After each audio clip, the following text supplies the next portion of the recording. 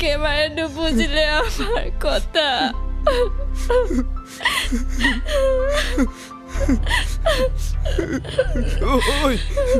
তেন্তে আমি পলাই যাওঁ বল মই যদি এইবিলাক কৰোঁ মা দেউতাৰ চিতাৰ মুখ দেখিব লাগিব তই কি মোৰ কথা এবাৰো নেভাবিলি তগৰ এবাৰো নেভাবিলি তই মোৰ কথা মই কি কৰোঁ ক এফালে তই আৰু এফালে মা দেউতা তগৰ তই এবাৰ সপোনবোৰৰ কথা এবাৰো নেভাবিলি কিয়